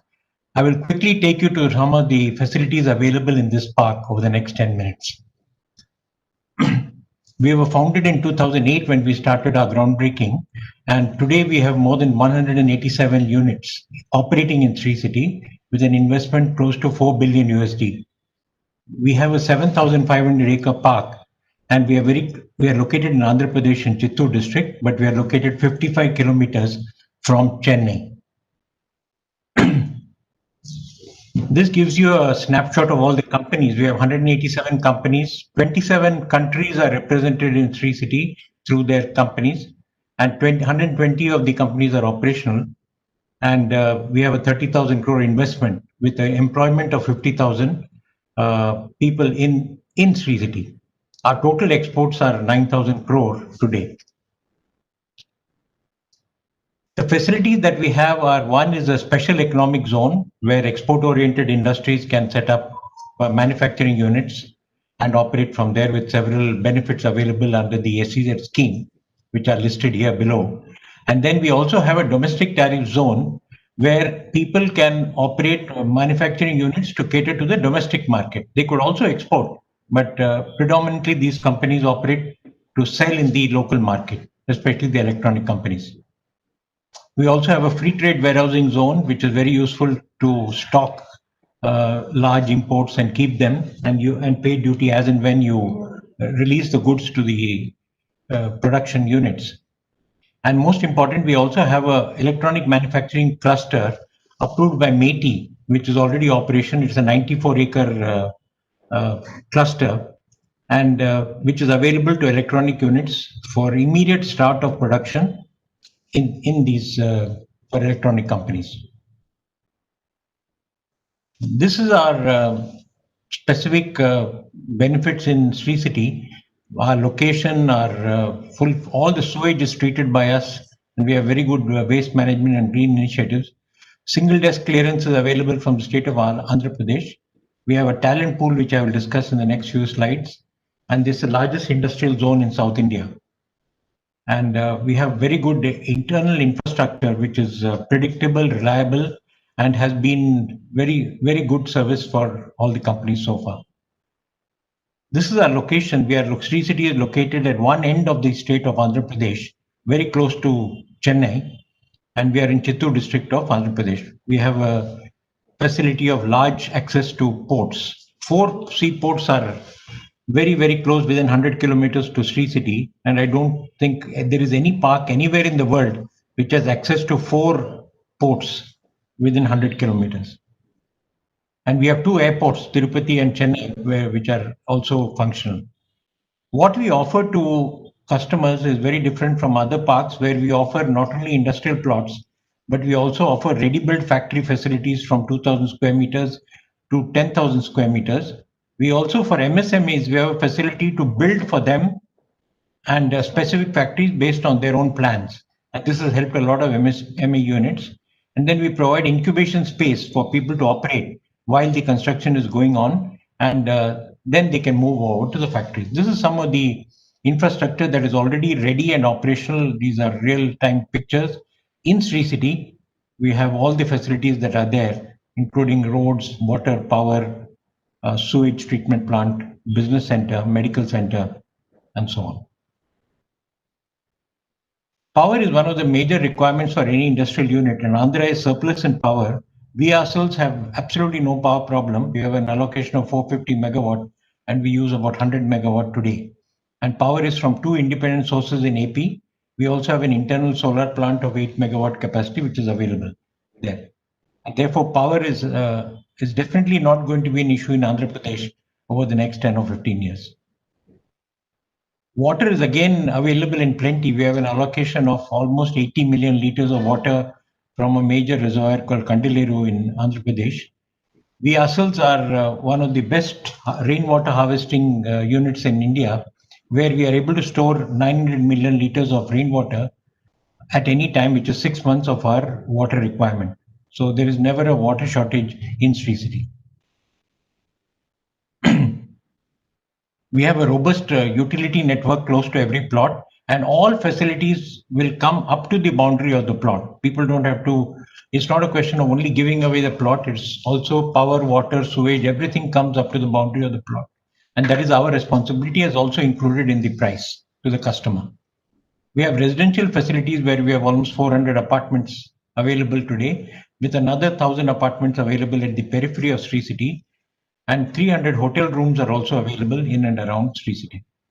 Coming to another important factor, we have 200,000 people available within a 10-kilometer radius and 1.5 million population within 40-kilometer radius. One of the biggest companies is an electronic company, Foxconn, which has almost 15,000 people, and they work 3 shifts, and they had no problem to get labor, both from the labor as well as engineers and supervisors for their staff in Sri City. These are the top 10 reasons why we feel Sri City is a very good place to start, especially for Taiwanese companies in the manufacturing sector, largely in the electronic sector. We have ready to play, and it's possible to start immediately with regard to production or construction of the factory. In the meanwhile, we have ready-built factories also which are available. We have world-class infrastructure, and we've been operating for more than almost 12 years. So therefore, everything is stable and available to the customers. We have a very satisfied list of customers, and we welcome Taiwanese companies to come and invest in Sri City. We have already had Foxconn, which is here, but we've also in discussion with other Taiwanese companies, and we welcome Taiwanese companies, especially the MSMEs, to come and manufacture in India, and we promise them that we will handhold them to provide all the facilities that they require to start construction and start production within 6 to 8 months of their business. Thank you very much. Thanks, Mr. Subramaniam. In fact, it is really satisfying to see such progress because I had the privilege of accompanying Mr. Sinha Reddy in 2010 to Taiwan, and to see some of the actually reflecting into investments into your SEZ from. So it's a big journey that you have taken from 2010 to 2020, and I think now more than 187 companies are there in SEZ. So this is indeed satisfying for me personally, and for Fiki, so for facilitating some of these initiatives which are now bearing fruits. So with this, now I will now invite Mr. Stephen Chang, Director and Country Head, CDC Development India Private Limited. Mr. Stephen Chang. Hi, am I audible right now? Yes, you are audible. Okay. And your video is perfect. You can just start. Then how about my presentation file? Can you see it? Not yet. Not yet. Okay, hold on a second. Sean, how about now? No. No? Or if you have difficulty, then we can do it from our end. Sure. Can you please do that? Oh, hold on a second. I got it. Got it. Yes. Thanks. So can you see my presentation file right now? Yeah, we can see. Now you can go ahead. Okay. All right. Ladies and gentlemen, good afternoon to you all. This is Stephen Chan, representing CDC Development India Private Limited, also known as CDCI, 市政开发股份有限公司印度子公司。It is my honor to participate in this great event and to introduce our very first industrial park development in India. Our company is specialized in the industrial park development. Our most famous project is Nangang Software Park, Nangang 软体园区 in Taipei, Taiwan. We also have our footprint in Philippines and Vietnam. We understand it is very difficult for the foreign entities to start their operations in India. So we have this vision. We want to help by developing the industrial park throughout the major cities in India, such as in Bangalore, in Chennai, Hyderabad, Great Noida, or later on, even Punjab or Mumbai as well. So TIP, TIIP, Technology Innovation International Park, is our industrial park brand's name. So for this, our very first TIP project is located near the Bangalore International Airport. For this park, we want to develop it as an integrated industrial township for our Taiwanese companies and other international investors. So the entire park will be 160 acres, roughly 64 hectares. And the project will be developed into 2 phases. And the project is a sustainable development for economy, environment, ecosystem balanced. And this is a TIP Bangalore vision. Other than the infrastructure itself, we are going to build our own service center. And we are welcome all the manufacturing units to set up their factory in our park. So hopefully we can form a manufacturing hub. And later on in the stage, we are going to have our science technology park, software park, innovation park. And later on, when our park matures, hopefully we can have some residential areas as well. So TIP Bangalore is at strategic location with very convenient transportation. It only takes about 15 minutes to the Bangalore International Airport and only 45 minutes to the city center. To the east, we can take National Highway 75 to Chennai. To the north, we can take National Highway 44 to Hyderabad. And we can also connect it to northwest, such as Mumbai and Pune. TIP Bangalore basic land information is that we are actually located at the high-tech defense and aerospace park, Devanahali, near the Bengaluru International Airport. And the land has already converted into industrial land. The total area is 160 acres. And because our park is very close to the airport, So we have a height limitation, which is about 15 meters, which roughly can be 10 with a coverage ratio of 65 and higher floor area ratio of 3.25. We can have a higher rise building, and it is ideal for the data center and headquarters. So, like I mentioned, the entire park will be 160 acres and will be divided into 2 phases. The phase 1 of 70 acres of land we have already acquired from the government, and it is a 99 years leasehold right. For this, we have already got a clear title land. All the local issue has been solved. And now we are looking at the Tip Park Phase 1 master plan. For this master plan, we are going to divide our land into different size parcels. And according to our tenants or investors' requirements, we can always combine several land plots to form a bigger plot, from 1 acre to 2 acre to 3 acre, even to 15 acres. And now we are looking at an aerial view of our master plan. And this is another angle of from the west end of our park.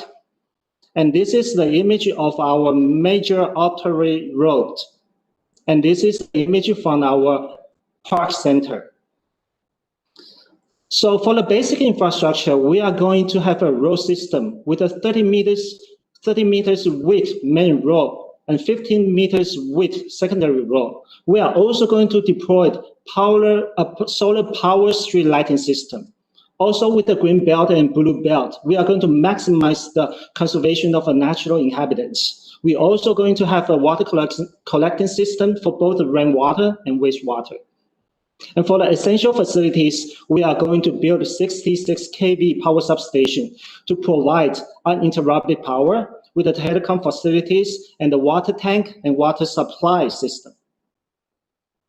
And for this entire park, we are going to manage our. Right now, we are discussing with the government to form a collaboration to have this kind of training program for our tenants. So in our park, we will help our tenants to recruit the skilled laborers, to train them on the job, also provide our back office support. And other than the infrastructure itself, we are going to build our own admin building, the service center.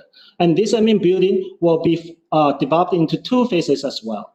And right now, still under designing. So right now you're seeing is all the concept. And this is an image view of our entrance of the park. And this is a view to see our phase 1 administration building. And this is the interior view of our admin building reception area. And another angle. Okay, so other than the hardware, which means and the factory shed that we are going to provide for our tenants, the most important thing is that we want to provide the software, which I mean the services to our tenants. So in our admin building, we are going to have our showroom. So our tenants can display their product there. We are going to have our business center with a conference room and the common receptions. For this, we are going to provide the services like legal services, taxation, accounting services. We are going to have an admin service so we can help our tenants to do their business registration, also doing the market survey as well. So we are all welcome the industries which is under the green and the orange category, and we are especially focused on these few sectors: IC chip design, computer peripherals, electronic components manufacturing, telecom, optoelectronics, precision machinery, electric vehicle, and biotechnology.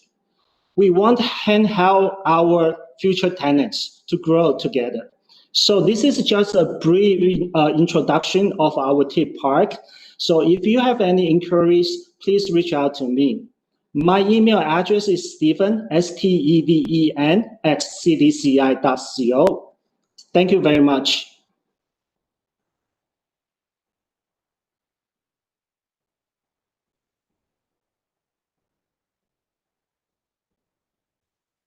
Yeah, thank you, Mr. Thank you, Mr. Chang. Yes. Yeah. So I think we will have a Q&A session immediately after the last presentation from Government of Karnataka. I believe from Karnataka, Mr. Gowda is making a presentation. So may I now invite Mr. Gowda to make the presentation.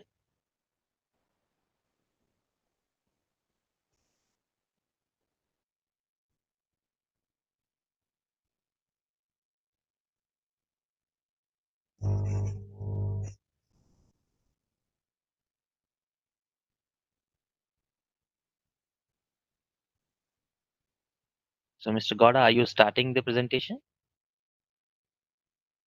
You may unmute yourself.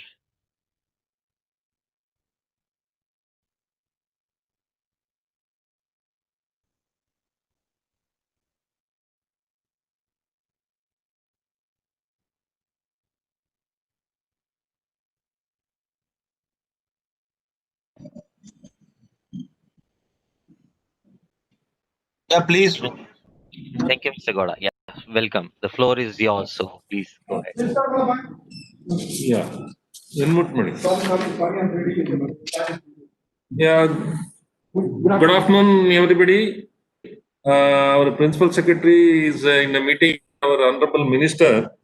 So, on his behalf, I want to make a small presentation to the august audience. Hello? Am I audible? Yeah, you are audible. Please go ahead.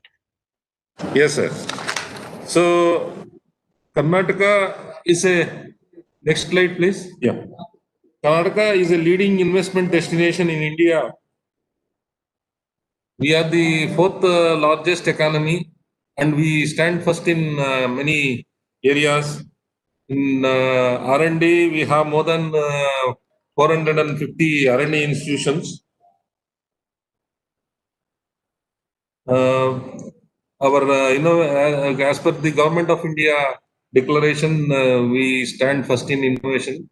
We this year we have attracted 1 lakh 15,000 crore of investment in terms of IM filings, and we have received almost 42% of India's investment share. Next slide, please. Out of 500 Fortune 500 companies, we have 400 located in the state. During this pandemic period, our state has received about 54,000 crores of investment. This is not a MOUs. These are actual project clearances given by our state government. There are multiple Taiwanese companies located in India. Wistron has recently commenced its production in Kolar near Bangalore. We have Foxconn, Delta, and so many other Korean companies located in the state. Next slide, please. Next slide. Excuse me. So, Karnataka is also well positioned in terms of our position to receive the investment from Taiwanese companies. The recent industrial policy, we are offering investments of production linked investment subsidy. It is up to 2.25% of annual turnover for a period of 6 to 10 years, with a cap of 40 to 60% of the value of fixed assets. Subsidy is being offered, in addition to other benefits like stamp duty exemption and others. This is employee-friendly working environment is prevailing in the state. That enhance the ease of doing business. The Karnataka government has brought out a amendment to the Industry Facilitation Act. As per the recent amendment, anybody can start an industry in the state without obtaining any approvals for a period of 3 years, or till the before commencement of commercial production, they need to obtain the approvals. Next slide, please. The key opportunities for Taiwanese companies in Karnataka are electronics, engineering and machine tool, innovation and R&D. These are the we share the strong ecosystem in the state. As far as this electronics is concerned, the state shares 40% of the national production, and the subsidies offered for electronic industry ranges from 25 to 30%. There's machine tool engineering, machine tools. Karnataka has developed a machine tool park near Tumkur, that is about 70 kilometers from Bangalore. It's with the state-of-art facilities. About 350 acres of land is available for machine tool industries. Already, major machine tool industries have set up their production. Few companies have already set up. The other area where we seek investment, Taiwanese investment, is innovation and R&D. As I have already mentioned, this is the home for 400 plus MNCs, and global R&D centers are located in the state. We are the fourth largest technology and innovation cluster. Bangalore is the fourth largest technology and innovation cluster in the world.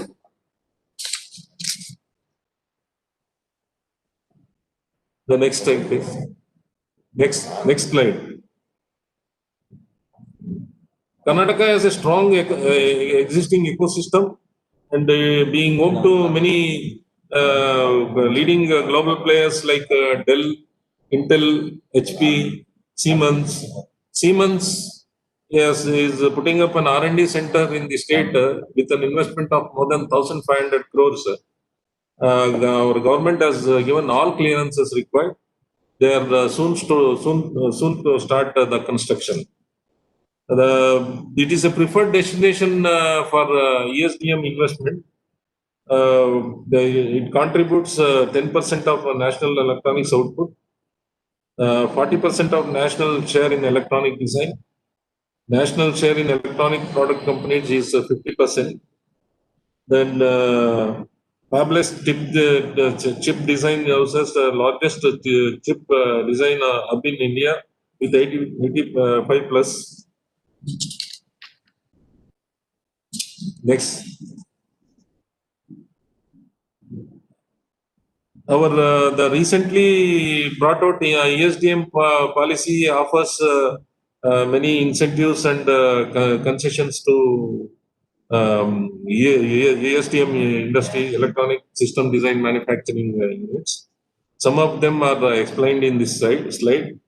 The capital subsidy is 25% of there are so many incentives. Those include a 25% subsidy on land, 25% subsidy on plant and machinery, 100% reimbursement of land conversion fee, 100% reimbursement of stamp duty, 100% reimbursement of registration charges. Again, there is a incentive linked to production of 1% of annual turnover for 5 years is given as subsidy. There is a power tariff and 100% exemption from electricity duty. Additional incentives can also be considered for marquee projects that it will be worked out case-to-case basis by the government. Next slide. There are three electronic manufacturing clusters are planned in and around Bangalore. Two around Bangalore and one in Mysore.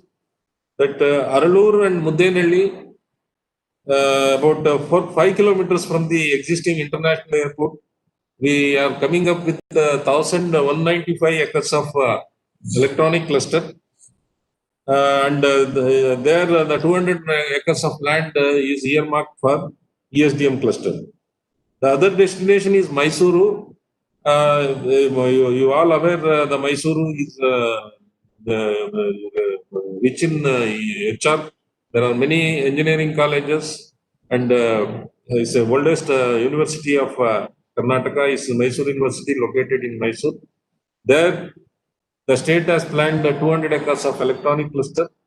The third one is Mastenalli. It is about 110 kilometers from Bangalore. Again, 200 acres of land we are developing for electronic cluster. Next slide. Next slide. As far as this engineering and machine tool sector is concerned, the state has strong ecosystem.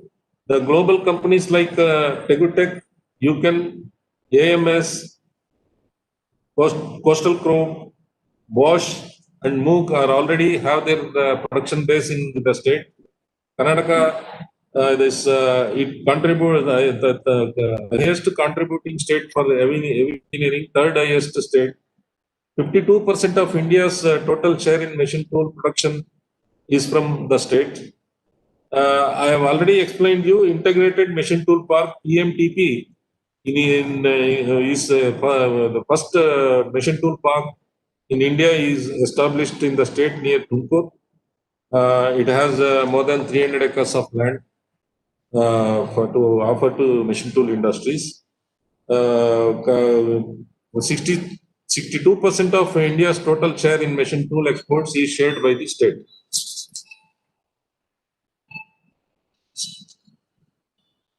Karnataka is a global innovation hub with more than 400 MNCs having their R&D centers.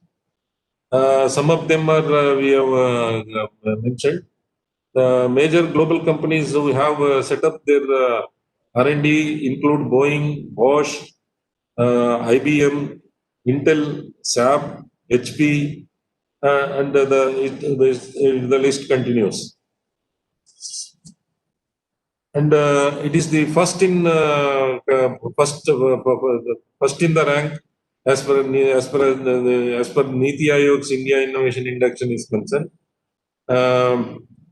The Bangalore is fourth largest technology and innovation cluster in the world. Next slide.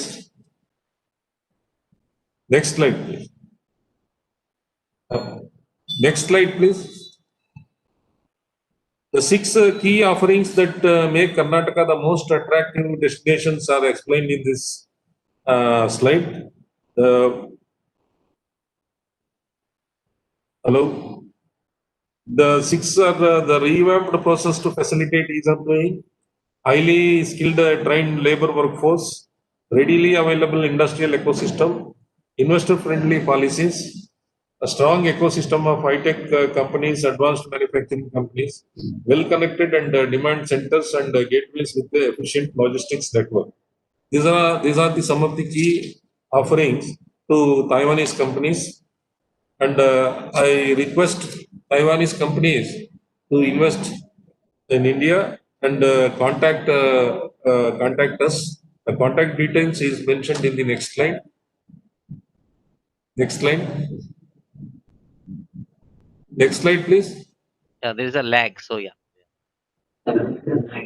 Yeah. No, one more slide.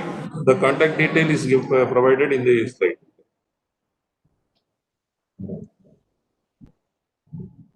Thank you, Mr. Goda. Yeah. Thank you for highlighting. And I think all the contact details are in this slide. In any case, we will be sharing this presentation if permission, with your permission, to Taiwanese.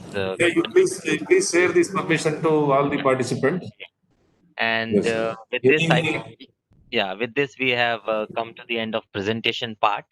And thanks for highlighting the opportunities. You do have sort of Karnataka is fast becoming the second home for Taiwanese companies, so which is good for your state. And we compliment the efforts of government of Karnataka in, especially in last 4 years. I have personally seen. I forget to mention that CDC is coming up with a biggest technology cluster in Bangalore. Yeah. So they were there. So last two presentations were from Karnataka, basically Yes. from Karnataka only.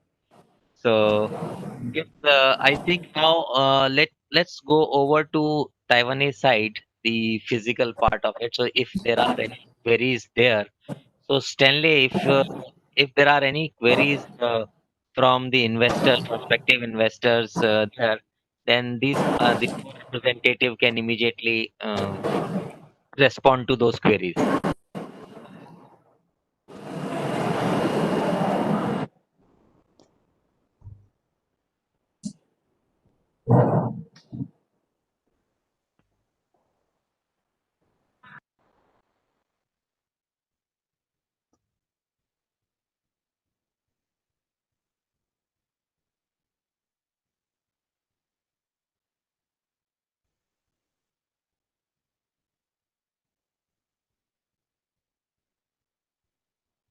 Stanley, are you there? Actually, we would like to see if there are any queries to the representative of Punjab, Karnataka, or maybe even SEZ. Then they can immediately respond, or otherwise, we will surely later on take those queries and forward the same to the state government representative and the representative from SEZ.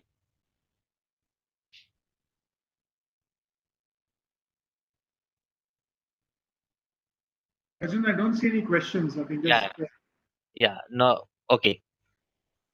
Thanks to all the state government representatives. Thanks to Ms. Kaur. Thanks Mr. Gaurav Gupta and Mr. Gowda, Mr. Subramaniam, and Mr. Chang. So with this, we have come to the end of this special investment session for state government. We would share your presentation slides with all the Taiwanese companies who are present there, and we will, because this is just the beginning. So for us, the work has just begun, and we will from their side, if there is any subsequent query or any investment proposals, be it to Punjab or Karnataka or Sri City or CDCI, we will be forwarding the same. Thanks once again to all the state government representatives, and thanks to Representative Mr. Gair, Mr. Wong, Stanley for all the hard work that has been put in last 1 month or so in putting this all together, and my counterparts in CNFI, and especially to Representative Gair and the team in DCC, Jason and Phil. I think with this, we are coming to the end of this edition of India-Taiwan Industrial Collaboration Summit. Thank you once again to everyone, and thanks SG for all your guidance and support. We keep bothering you at last minute for smaller things. Or would you? State governments for being there. It's a pleasure listening to your presentations. I'm sure we'll find other countries and regions to do this again. And thank you, Rajendra and the team from International. Thank you, the Taiwan side, for being with us. And have a good evening in Taiwan and a good afternoon in India. Thanks.